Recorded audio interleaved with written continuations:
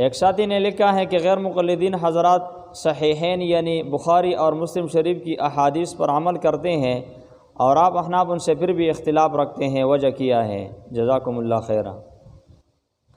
پہلی بات تو یہ ہے کہ صحیحین یعنی بخاری اور مسلم شریف کے علاوہ اور بھی کتابیں ہیں جن میں صحیح احادیث موجود ہیں، تو ان احادیثوں پر عمل نہیں کریں گے کیا؟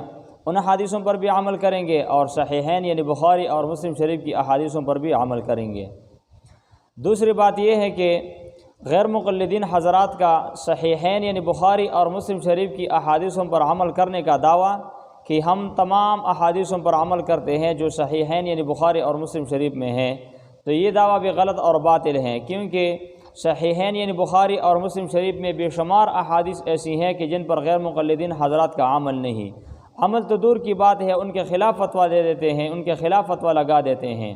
نمبر 1، بخاری شریف میں روایت ہے، حضرت معاویہ رضی اللہ عنہ سے روایت ہے، نبی کریم صلی اللہ علیہ وسلم نے فرمایا، من یرد اللہ بہ خیرا یفقہہ فی الدین، اللہ تعالیٰ جس کے ساتھ بلائی کا ارادہ کرے تو اللہ تعالیٰ اسے دین میں فقاہت عطا فرما دیتے ہیں، فقہ کا علم اللہ تعالیٰ اس کو دے دیتے ہیں۔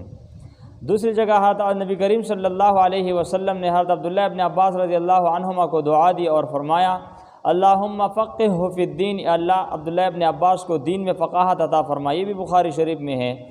اور اسی طرح بخاری شریف میں یہ بھی ہے کہ نبی کریم صلی اللہ علیہ وسلم کے ایک صحابی حضرت عمر رضی اللہ عنہ نے فرمایا کہ سردار بننے سے پہلے فقہ کا علم حاصل کرو، فقہ حاصل کرو۔ یہ تینوں روایت بخاری شریف میں ہے، لیکن غیر مقلدین حضرات فقہ سے حد درجے کی مخالفت رکھتے ہیں۔ پروفیسر محمد اکرم نسیم جج صاحب غیر مقلد تفہیم سنت ایک کتاب ہے، اس میں لکھتے ہیں کہ فقہ حدیث کا پھل نہیں بلکہ بغیرتی، بے حیائی اور بے دینی جیسے پھلوں کا جوس ہے۔ اسی طرح ایک مسئلہ ہے کہ عورت کے چھونے سے وضو ٹوٹتا ہے کہ نہیں، تو بخاری شریف میں روایت ہے، نبی کریم صلی اللہ علیہ وسلم رات کو نماز پڑھتے تو حضرت عائشہ رضی اللہ عنہا فرماتی ہے کہ میرے پاؤں نبی کریم صلی اللہ علیہ وسلم کے قبلے کے جانب ہوتے، یعنی جہاں نبی کریم صلی اللہ علیہ وسلم سجدہ کرتے وہاں میرے پاؤں ہوتے، تو نبی علیہ الصلاۃ والسلام جب سجدے میں آتے تو مجھے غمز کر لیتے، یعنی مجھے چھو لیتے، اس سے میں اپنے پاؤں سمیٹ لیتی اور نبی کریم صلی اللہ علیہ وسلم سجدہ کر لیتے۔ جب آپ صلی اللہ علیہ وسلم کھڑے ہو جاتے تو پھر میں دوبارہ پاؤں پھیلا دیتی۔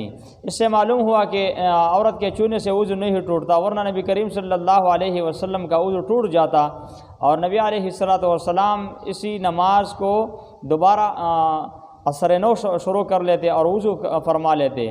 لیکن غیر مقلدین حضرات کا فتویٰ ہے کہ عورت کے چھونے سے وضو ٹوٹ جاتا ہے۔ علامہ وحید الزمان صاحب غیر مقلد تیسیر الباری میں لکھتے ہیں کہ عورت کا چھونا ناقض وضو ہے۔ اسی طرح ایک اور مسئلہ ہے کہ یہ جو قنوت و وتر میں جو پڑھی جاتی ہے یہ رکوع سے پہلے ہے کہ رکوع کے بعد ہے؟ بخاری شریف میں روایت ہے، حضرت انس رضی اللہ عنہ سے ایک صاحب نے پوچھا کہ یہ قنوت رکوع سے پہلے ہے کہ رکوع کے بعد ہیں؟ تو حضرت انس رضی اللہ عنہ نے فرمایا کہ یہ رکوع سے پہلے ہے۔ تو اس صاحب نے کہا کہ آپ کی طرف سے تو کسی نے مجھے یہ بتایا ہے کہ آپ نے رکوع کے بعد بتایا ہے کہ یہ رکوع کے بعد ہے۔ تو حضرت انس رضی اللہ عنہ نے فرمایا کہ اس ساتھی نے جس نے آپ کو بتایا ہے اس نے غلط کہا ہے، اس نے جھوٹ کہا ہے۔ وہ تو آپ صلی اللہ علیہ وسلم نے کفار کو بددعا دیتے ہوئے 1 مہینے کے لیے رکوع کے بعد پڑھی ہے، ورنہ اصل میں وہ رکوع سے پہلے ہیں۔ لیکن اس کے خلاف غیر مقلدین وہ کہتے ہیں کہ رکوع کے بعد ہیں۔ مولانا عبد الرحمن مبارک پوری صاحب غیر مقلد تحفۃ الاحوزی میں لکھتے ہیں، والمختار عندی بعد الرکوع، کہ میرے ہاں پسندیدہ عمل یہی ہے کہ یہ رکوع کے بعد پڑھی جائے، یہ قنوت رکوع کے بعد ہیں۔ اسی طرح ایک اور مسئلہ ہے کہ جمعے کی نماز وہ زوال سے پہلے پڑھی جاتی ہیں یا زوال کے بعد پڑھی جاتی ہیں۔ تو اس بارے میں حضرت انس رضی اللہ عنہ سے روایت ہے بخاری شریف میں کہ نبی کریم صلی اللہ علیہ وسلم اس وقت جمعے کی نماز پڑھتے جب سورج ڈل جاتا، یعنی زوال کے بعد پڑھ لیتے۔ لیکن نور الحسن صاحب غیر مقلد النہج المقبول میں لکھتے ہیں کہ زوال سے پہلے بھی جمعے کی نماز جائز ہیں۔ اسی طرح بے شمار احادیث بخاری اور مسلم میں ایسی ہیں کہ جن پر غیر مقلدین حضرات کا عمل نہیں ہے، عمل تو دور کی بات ہے ان کے خلاف عمل کر لیتے ہیں۔ تو کیا ان کا یہ دعویٰ کرنا درست ہے کہ جو کہتے ہیں کہ ہم بخاری اور مسلم شریف کی تمام احادیثوں پر عمل کرتے ہیں؟ بالکل غلط ہے۔ اللہ تعالیٰ عمل کرنے کی توفیق عطا فرمائے۔ وآخر دعوانا ان الحمد للہ رب العالمین۔